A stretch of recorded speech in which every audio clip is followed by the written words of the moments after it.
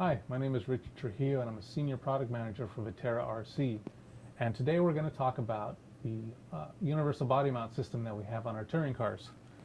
A lot of times people will want to change bodies to maybe some sort of style that you'd like that we don't carry yet. We're working on it, we're always working on new bodies. But today what I'm going to do is show you how we've made this so that way you can do it yourselves. Normally touring cars have a single body mount posting system and that's it.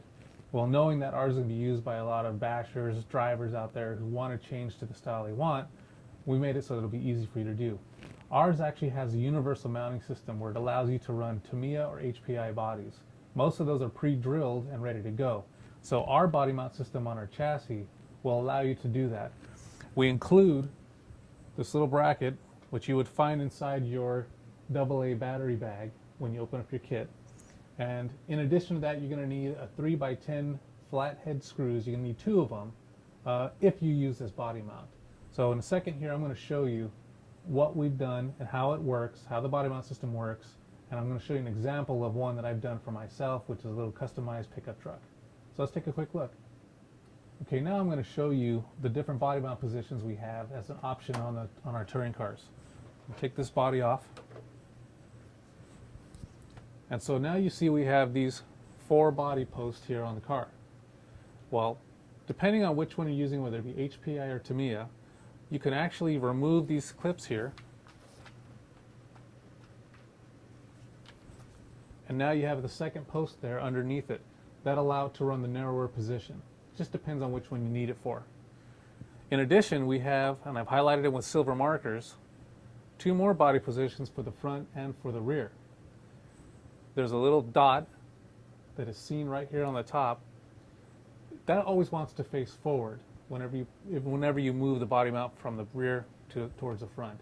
Again, it's going to depend on which model you're using, what body style you've gotten, but now we have 4 different positions plus the 2 different widths in the front. Now that we've got that shown, I'm going to show you what to use to change the body mount position up here on the front, and we're going to put a pickup truck body on that as one of my favorites. So now we're going to start with the front end. We're going to remove the 2 front body posts and we're going to install the optional body mount system.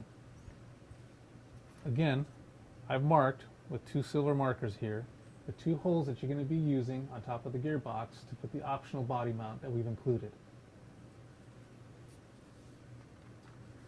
So the first thing you need to do is going to be to remove the front body posts. Take the body clip out and remove that. And one thing I'll point out that's pretty cool about this car too is that there's actually 2 mounting positions. There's a body hole that'll go through the top and one that's just down above the front body foam bumper. That'll allow you to make increments of 1 millimeter to 2 millimeters in ride height. So you can always get just that ride height best rather than just 2 millimeter gaps in between. So I'm going to put this down. And now I've got our optional body mount. You'll also need 2 3x10 flathead screws. They're not included with the kit, so you will need to source these for this. So now we're going to actually install this over the gearbox. When it's installed, it will line up right on top with the hexes that go across on the support bracket. You're going to take your 3 millimeter screw. Well, actually, I'm going to cheat a little bit here. I've already pre-done one that's set up with the body post. So again, we have 2 positions here. You can lower at 1 millimeter or 2 millimeters. Since I already had this pre-done, I make it a little bit easier. Put my screws in here. Remember not to over tighten them or put too long of a screw. You really need about a 3x10. Because you don't want to over tighten it and potentially strip out the screws. So now we've got the front body post on there. When you're adjusting for your body mounts up front, make sure you're careful on how much you trim. Don't cut it out too short, because then you may not have enough adjustment to go up or down. The reason for that is the suspension here, as it compresses, will hit this body mount if you have it too long.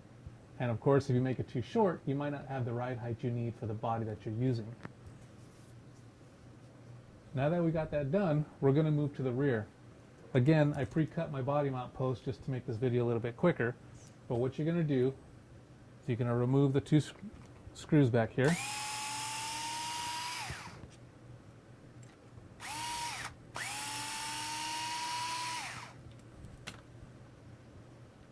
And on the body mount, you're going to see that there's a little dot right here. That usually means it's facing towards the front end of the vehicle. It's a slight bit of adjustment if you flip it the other way, but it's better to just always have this dot towards the front. So, as I said before, I've got a pre-cut set ready to go. Got my dowel up front. I've already cut my body posts, pre-measured them for this system. And you're going to line it up on the back here. Use your two existing screws that came off the rear bumper.